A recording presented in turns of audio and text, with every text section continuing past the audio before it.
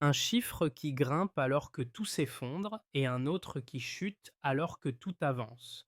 Ce paradoxe ouvre une brèche inattendue dans le Sahel en mouvement. Dans ce contraste sec, une région longtemps décrite par l'urgence révèle une trajectoire où les ateliers locaux, les données maîtrisées et les choix politiques dessinent un autre rythme. Que signifie, pour un spectateur comme pour un dirigeant tel qu'Ibrahim Traoré, de voir deux courbes opposées raconter la même bascule silencieuse? Car si ces écarts persistent, ils pourraient annoncer un terrain qui change plus vite que les récits. Si la première fissure apparaît dans un simple écart de données, la suite dépend de ce que l'on choisit d'en faire. Le Sahel, longtemps réduit à une succession de crises, laisse entrevoir une possibilité plus précise. Comprendre comment des décisions locales, des outils nés dans des ateliers modestes et des alliances assumées redéfinissent les conditions mêmes de la stabilité. La promesse de cette vidéo tient en 10 mots. Montrer comment une région fragile construit enfin ses propres fondations. Mais cette promesse contient aussi un risque: confondre vitesse et profondeur, ou croire qu'une poignée de récits suffit à compenser des décennies de dépendance. Et si la véritable rupture ne se jouait pas dans les annonces, mais dans la cohérence des trajectoires silencieuses? C'est là que réside l'enjeu pour le spectateur. Suivre non pas une narration héroïsée, mais les preuves concrètes d'un déplacement du centre de gravité. Les écoles où l'on code plutôt qu'on mémorise, les coopératives qui alimentent plusieurs villages, les accords politiques rédigés sans tutelle extérieure. Cette observation méthodique constitue la valeur du récit. Donner les clés pour lire un tournant qui se mesure en gestes répétés plutôt qu'en symboles. Deux scènes minuscules, séparées par des centaines de kilomètres, ont produit un effet disproportionné. Un enseignant qui remplace une carte physique par quelques lignes de code et un mécanicien qui, avec trois pièces récupérées, assemble un drone fonctionnel. En 3 ans seulement, ces gestes dispersés ont pesé davantage que certaines opérations extérieures menées sur la même période. Pour comprendre cette inflexion, il faut revenir à la logique qui la traverse. Chaque initiative locale génère une réaction en chaîne et chaque réaction réordonne la manière dont la région conçoit son autonomie. Au Niger, une salle de classe improvisée devient un laboratoire où l'apprentissage n'est plus une reproduction, mais une fabrication. Au Burkina Faso, un atelier exigu transforme la ferraille en outil capable de surveiller des cultures ou de sécuriser des pistes rurales. Au Mali, une coopérative menée par des mères de famille éclaire 3 villages, modifiant le rythme des soirées, des études et des activités économiques. Pris séparément, ces fêtes resteraient anecdotiques. Combinés, ils redessinent le paysage plus sûrement qu'un convoi militaire. La bascule survient lorsque ce qui paraissait exceptionnel devient banal. Des jeunes artistes peignent non des guerrières figées, mais des architectes tenant des plans. Des étudiants transforment des conteneurs recyclés en Desert Labs alimentés par le soleil. Des paysans échangent semences et applications plutôt que d'attendre des programmes exogènes. C'est dans cette trame que s'inscrit la figure d'Ibrahim Traoré, non comme un point de départ unique, mais comme l'un des nœuds de cette dynamique. Sa présence dans les fresques, dans dans les récits et dans les alliances assumées reflète moins une personnalisation qu'un symbole d'un basculement. L'avenir se fabrique à l'intérieur, non au-dessus. Cette mini-reveal met ainsi fin à la question initiale. La rupture ne naît pas d'un événement spectaculaire, mais d'une densité de gestes alignés qui modifient silencieusement l'axe de décision. Dans ce récit, les premiers repères viennent de figures presque invisibles, celles dont les gestes ne paraissent importants qu'une fois replacés dans la chronologie élargie. Il y a, par exemple, ce vieux commerçant de Ouagadougou qui raconte comment toute sa journée dépendait autrefois des camions venus du nord. Il observe maintenant son petit-fils attendre une connexion Internet pour acheter, vendre ou apprendre. Ce décalage modeste, presque banal, illustre pourtant un glissement profond. Le centre de gravité se transporte du mouvement des marchandises vers la circulation de données. Une autre scène, tout aussi discrète, se déroule dans un atelier, étamillé, où un mécanicien soude des pièces récupérées pour fabriquer des drones capables de surveiller des champs, de suivre des troupeaux ou de sécuriser les abords d'un village. Ces appareils ne servent pas poser une présence extérieure, mais à renforcer une autonomie locale encore fragile. L'impact est ténu mais réel. Moins de pertes, plus de visibilité, un sentiment accru de maîtrise dans des zones longtemps perçues comme vulnérables. Ces trajectoires individuelles, mises bout à bout, révèlent un fil conducteur. Chaque initiative ordinaire déplace légèrement les conditions de ce qu'une communauté peut faire sans attendre une structure lointaine. Des classes improvisées deviennent des lieux d'apprentissage technique. Des conteneurs recyclés abritent des incubateurs rudimentaires. Des coopératives solaires prolongent le temps d'étude des enfants. Rien n'a l'éclat d'une annonce politique, mais tout modifie silencieusement l'architecture du quotidien. Ce sont ces infimes décalages, répétés des dizaines de fois, qui donnent sa cohérence à la transformation en cours. La question centrale reste simple: que permettent vraiment ces gestes alignés? Avant que les projecteurs ne se tournent vers l'alliance des États du Sahel, la région semblait suivre un scénario prévisible. Dépendance extérieure, intervention cyclique, réponse tardive. Après la bascule, l'enchaînement des faits prend un rythme nouveau, plus compact, plus affirmé, presque déroutant par sa cohérence discrète. Le déclencheur n'est pas spectaculaire. Il tient dans une succession de retraits militaires, dans le recul progressif d'accords hérités d'autres époques et dans le surgissement d'une question insistante: que peut-on fabriquer soi-même lorsque les dispositifs extérieurs se retirent? À mesure que cette question se propage, elle crée des poches d'expérimentation. Dans plusieurs villes, d'anciennes classes deviennent des salles d'apprentissage technique, alimentées par des batteries solaires conçues localement. Dans certains ateliers, la ferraille se transforme en outil de surveillance adapté à des zones rurales où l'on manque autant d'infrastructures que de temps. Le point d'inflexion arrive quand ces initiatives cessent d'être perçues comme des solutions de dernier recours. À Niamey, des conteneurs recyclés accueillent des micro-incubateurs où l'on assemble prototypes, applications et circuits destinés à accompagner des besoins immédiats: eau, sécurité, énergie, mobilité. À Bamako, des coopératives de femmes font naître des corridors solaires qui complètent puis remplacent des générateurs bruyants et imprévisibles. À Ouagadougou, des jeunes testent des capteurs artisanaux capables de mesurer la disponibilité des puits en saison sèche.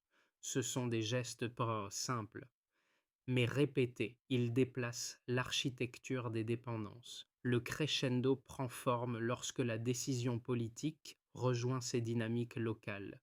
C'est ici qu'apparaît la présence d'Ibrahim Traoré, non comme une figure isolée, mais comme l'un des relais entre ce qui naît dans des ateliers improvisés et ce qui se décide dans une salle sobre à Niamey. L'alliance qu'il signe avec ses homologues n'est pas pensée comme un sommet, mais comme un socle qui agrège ses transformations. Chaque signature renforce un mouvement déjà en cours, celui où les récits extérieurs doivent y en négocier avec des preuves ancrées dans des pratiques locales.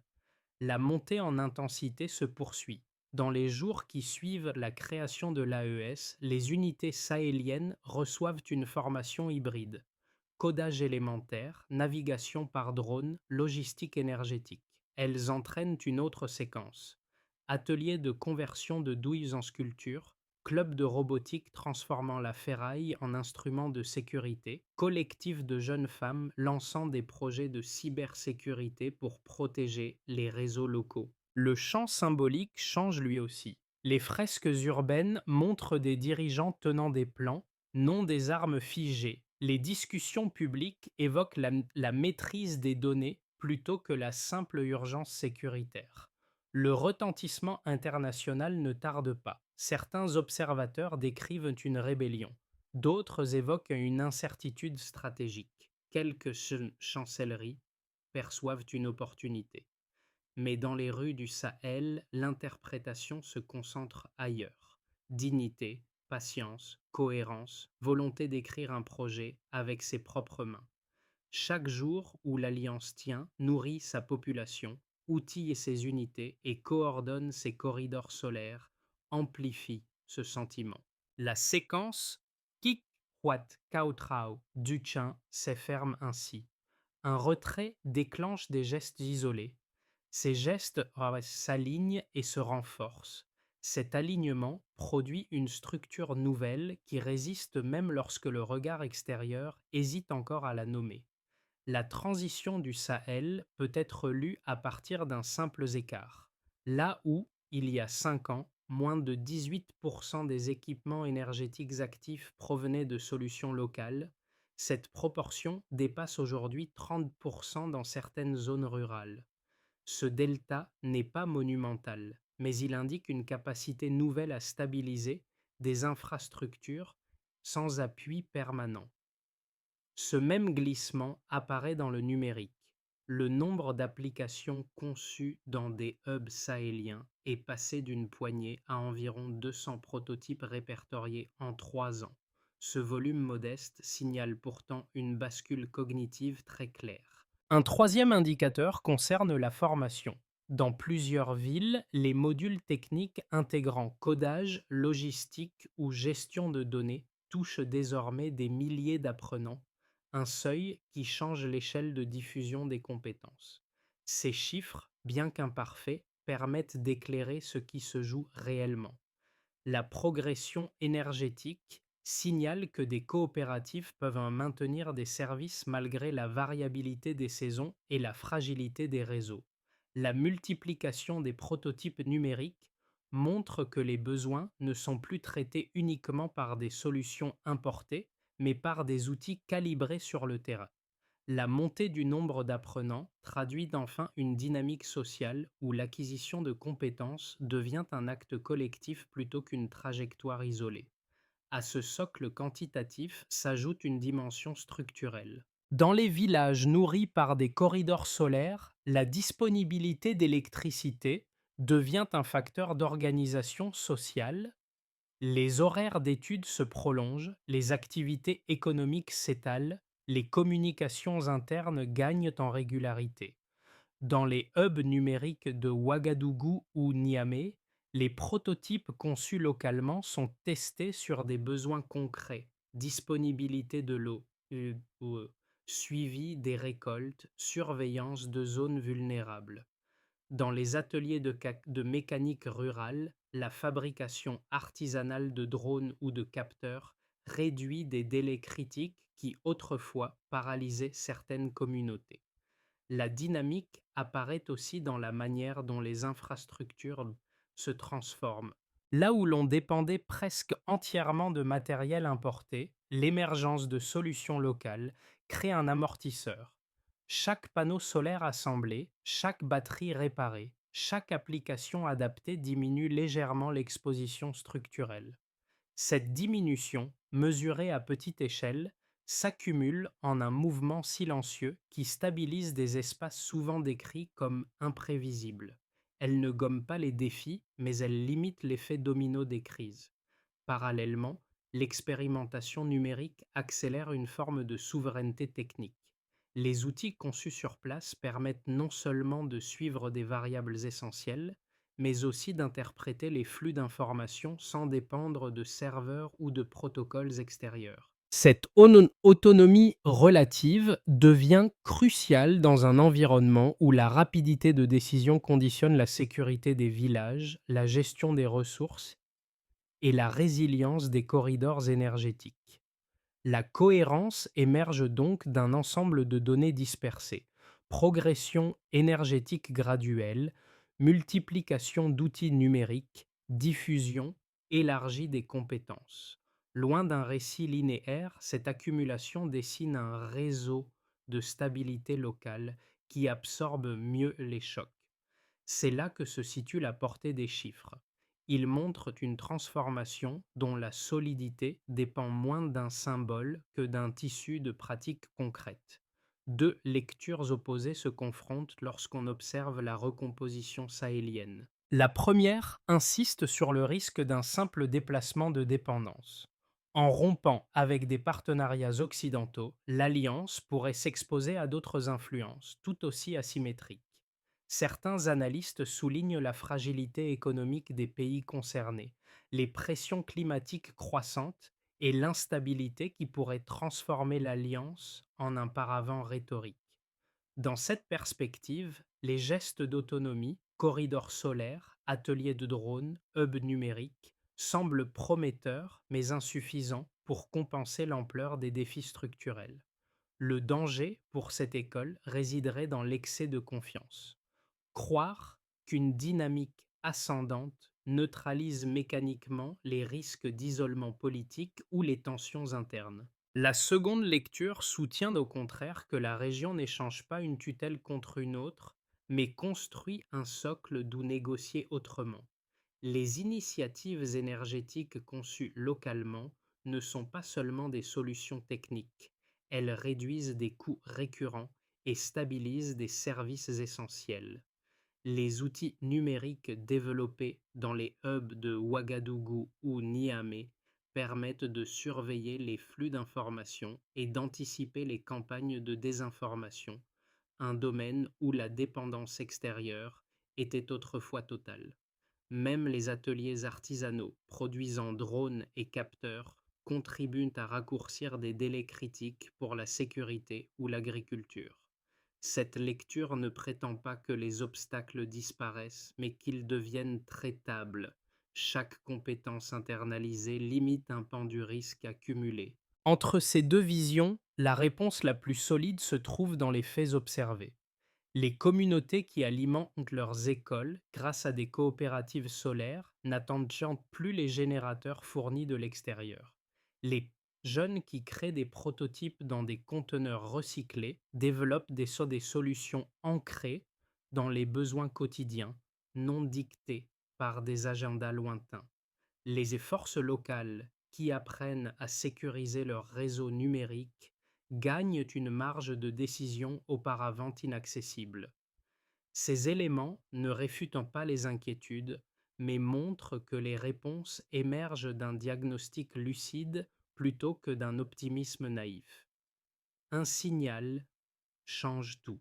Il apparaît d'abord comme une variation anodine, des unités sahéliennes qui, au lieu de se limiter à des patrouilles classiques, apprennent à lire des flux de données, à manipuler des drones artisanaux et à protéger des réseaux énergétiques étalés sur des milliers de kilomètres.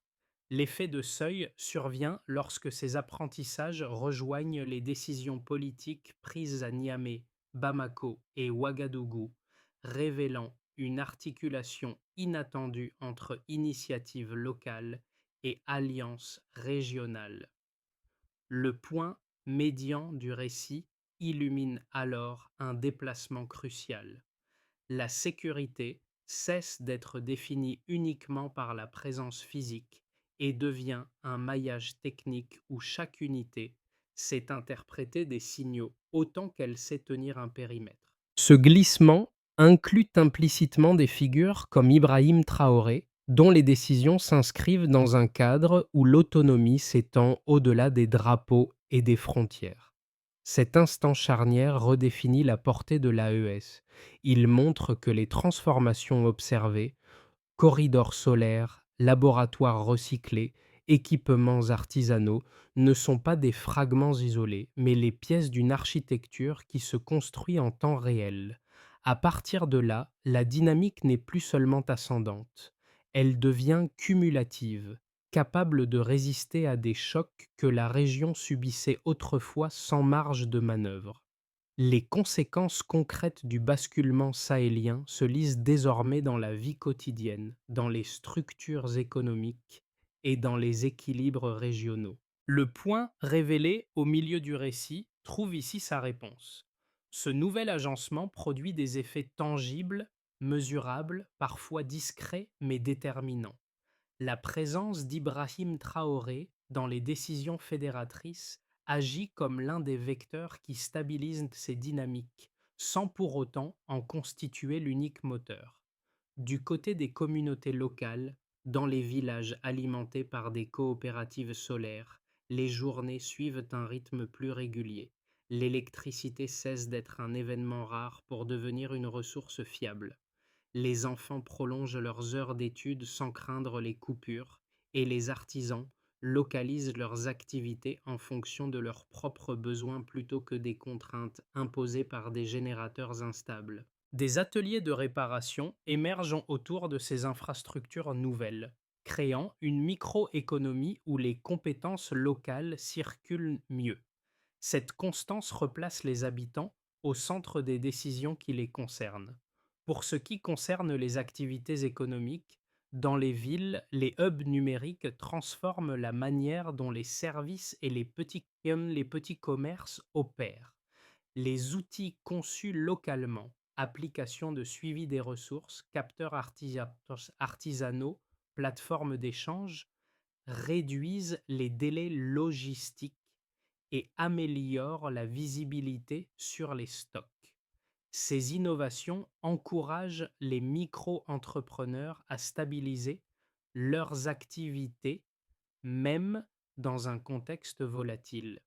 Les corridors solaires offrent par ailleurs une source d'énergie moins coûteuse et moins imprévisible, permettant à certaines coopératives de reprendre des projets abandonnés depuis longtemps. L'économie quotidienne gagne ainsi en épaisseur. Au niveau institutionnel, dans l'appareil étatique, les effets les sont plus structurels. Les unités formées au codage, à la logistique énergétique et à la navigation par drone reconfigurent la gestion des frontières extérieures et des réseaux internes. Les administrations locales utilisent des outils numériques pour suivre les puits, anticiper les sécheresses et ajuster les ressources d'une saison à l'autre.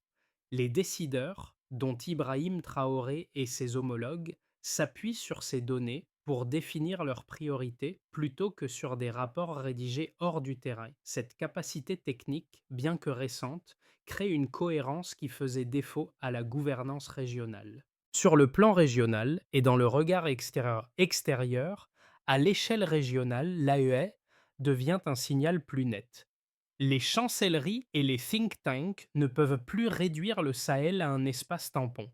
Les corridors d'énergie renouvelable, les prototypes fabriqués dans des conteneurs recyclés et les ateliers de drones illustrent un mouvement qui dépasse les cycles politiques. Les observateurs étrangers doivent désormais composer avec une région qui affirme ses choix, même lorsque ces choix dérangent. La perception internationale se déplace du registre de la vulnérabilité vers celui d'une autonomie imparfaite mais réelle. Ces quatre plans convergent vers une même conclusion. Le changement sahélien n'est pas un slogan, mais un ensemble de pratiques qui, alignées, transforment la texture du quotidien et la posture de toute une région. Les 6 à 12 prochains mois formeront une période décisive où les trajectoires encore fluides devront se stabiliser. Trois scénarios se dessinent, chacun révélant une manière différente d'articuler les initiatives locales, les capacités techniques et les choix régionaux. Cette lecture n'anticipe pas l'avenir, elle observe les conditions qui rendent un chemin plus probable qu'un autre. Dans une première hypothèse, considérée comme le scénario de base, dans cette configuration, l'Alliance consolide lentement ses structures. Les corridors solaires s'étendent par petites touches, les hubs numériques affinent leurs prototypes et les formations techniques deviennent plus régulières. Les institutions régionales renforcent leurs capacités sans rupture majeure, en s'appuyant sur des réseaux déjà actifs dans les villes. Ce scénario suppose une stabilité relative. Pas d'accélération spectaculaire, mais une progression assez cohérente pour maintenir un mouvement continu. Il en résulterait une région moins vulnérable aux interruptions extérieures. Dans une perspective clairement plus optimiste, dans ce cas, la dynamique observée gagne de l'ampleur. Les coopératives énergétiques multiplient leurs installations, les applications de suivi des semences ou des puits sont adoptés au-delà des zones pilotes et les micro-incubateurs fabriquent des prototypes destinés à être répliqués dans d'autres régions du continent. Les alliances régionales attirent de nouvelles collaborations intra-africaines et les outils de protection des récits, notamment ceux liés à la lutte contre la désinformation, deviennent des références. Le Sahel apparaît alors comme un laboratoire exportable, capable de proposer des modèles techniques et institutionnels adaptés à des environnements variés. Dans un cas moins favorable, dans une configuration moins favorable, des tensions internes ou des pressions extérieures viennent fragiliser l'alliance. Les corridors solaires connaissent des retards. Les ateliers manquent de matériaux. Les hubs numériques peinent à maintenir leurs serveurs ou leurs équipes. Les initiatives locales restent actives mais isolées, incapables de produire l'effet cumulatif observé jusqu'ici. L'Alliance conserve son discours mais perd sa cohésion opérationnelle. Ce scénario n'efface pas les progrès réalisés, mais les rend plus vulnérables. Entre ces trois chemins, l'enjeu central repose sur une condition simple. Si les décisions restent arrimées au principe d'autonomie graduelle, alors même un rythme lent peut produire une cohérence durable. Dans le cas contraire, l'expérience risque de s'effriter avant d'atteindre sa maturité. Ce tournant sahélien ne s'adresse pas qu'aux décideurs ou aux observateurs spécialisés. Il touche trois cercles de public dont les attentes, les doutes et les leviers d'action diffèrent. Pour chacun d'eux, la vidéo agit comme un miroir partiel. Elle ne prescrit rien, mais révèle ce que chaque trajectoire pourrait signifier au quotidien. Pour les jeunes Africains, l'enjeu est immédiat. Comprendre qu'une région réputée instable peut devenir un terrain d'expérimentation utile à leur propre choix. Les scènes d'ateliers improvisés, de hubs numériques installés dans des conteneurs recyclés ou de coopératives solaires menées par des mères de famille illustrent un principe concret. L'invention précède l'adhésion. Deux gestes simples s'offrent à eux. Se former à une compétence technique accessible et s'intégrer à des projets locaux plutôt que d'attendre des cadres institutionnels lourds. Pour les membres de la diaspora, la portée n'est plus assez plus intime. La recomposition du Sahel rappelle des questions souvent laissées en suspens. Qu'emporte-t-on de ses origines et que laisse-t-on derrière soi?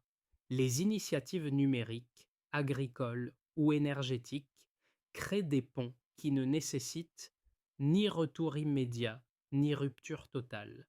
Un soutien modeste à des programmes éducatifs ou à des incubateurs locaux constitue un levier réaliste sans posture héroïque. Pour les observateurs internationaux, chercheurs, journalistes, analystes, le message relève d'une méthodologie à ajuster. Lire le Sahel uniquement à travers des indicateurs de sécurité ou de flux économiques ne suffit plus. Les prototypes artisanaux, les corridors solaires et les dispositifs de suivi des données composent désormais des variables déterminantes. Deux gestes simples se dégagent. Intégrer des sources locales dans leurs analyses et accorder plus de poids aux pratiques qu'aux déclarations politiques. Ces trois perspectives montrent que ce récit n'est pas une abstraction. Il interroge ce que chacun décide de faire avec ce qu'il voit. La suite dépend désormais de la capacité à structurer ce qui existe déjà. Elle dépend aussi de la manière dont les dirigeants, dont Ibrahim Traoré et ses homologues, articulent les priorités techniques avec les besoins locaux. Pour transformer l'élan actuel en trajectoire durable, 4 étapes concrètes se dégagent, chacune liée à un acteur précis, un horizon court et un indicateur vérifiable. La première étape consiste à ingénieurs et techniciens consolider les hubs existants. D'ici 6 mois, les équipes locales peuvent standardiser leurs prototypes les plus efficaces, capteurs, outils de suivi, micro-logiciels. Le succès se mesure par le nombre de solutions réellement déployées hors des zones pilotes. La deuxième étape invite à communauté rurale. Stabiliser l'énergie. Les coopératives solaires doivent renforcer leur réseau dans les villages déjà partiellement équipés. Le progrès se suit par la réduction des coupures et par l'augmentation d'heures d'éclairage disponibles par soir. La troisième étape concerne armature institutionnelle. Protéger les données. Les administrations peuvent adopter des outils issus des hubs régionaux pour surveiller les flux d'informations. L'efficacité se calcule via la détection précoce d'anomalies plutôt que par des déclarations générales de cybersécurité. Enfin, la quatrième étape porte sur alliances régionales. Conditionner les partenariats. Les dirigeants, y compris Ibrahim Traoré, peuvent exiger que chaque accord signé respecte une clause simple. Au moins une composante du projet doit être conçue, testée ou opérée localement. Le suivi repose sur la proportion de projets dotés d'une telle composante. Ces étapes ne garantissent pas un succès immédiat. Elles permettent cependant de fermer la boucle ouverte plus tôt. Si les décisions demeurent alignées avec l'autonomie graduelle, la cohérence peut survivre aux incertitudes extérieures. Dans ce retour vers les trajectoires discrètes du début, l'image du vieux commerçant de Ouagadougou reprend tout son sens. Le contraste entre son passé rythmé par les camions venus du Nord et le présent marqué par une attente de connexion évoque une bascule intime, presque silencieuse. C'est dans cette continuité que les décisions d'Ibrahim Traoré trouvent leur portée. Elles ne cherchent pas à effacer ces gestes ordinaires, mais à leur offrir un cadre où ils deviennent des points d'appui plutôt que des exceptions.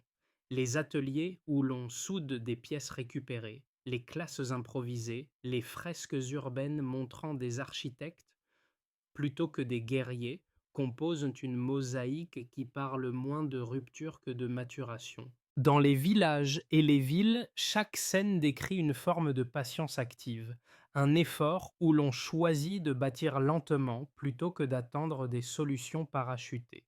Ce fil narratif appelle alors une conclusion simple, presque murmurée. La dignité naît du geste répété. Dans ce murmure, le Sahel n'apparaît plus comme un décor de crise, mais comme un espace où les choix accumulés finissent par tracer une architecture durable, fragile mais réelle, issue des mains qui y vivent.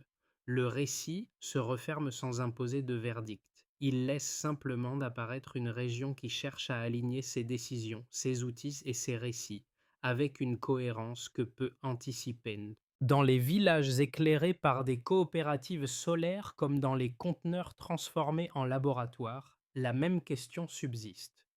Que fait-on d'une autonomie qui commence à prendre forme, même si elle reste fragile? Dans les discussions familiales, dans les analyses publiées, dans les ateliers où l'on ajuste des prototypes, un espace de dialogue s'ouvre. Il ne demande ni adhésion totale ni rejet instinctif, mais une attention réelle aux trajectoires qui se construisent. Ce récit invite chacun à regarder le Sahel sans présupposer, à écouter les voix qui parlent depuis le terrain et à considérer les expérimentations comme des signaux plutôt que des anomalies. Que choisissez-vous d'explorer dans cette histoire encore en écriture?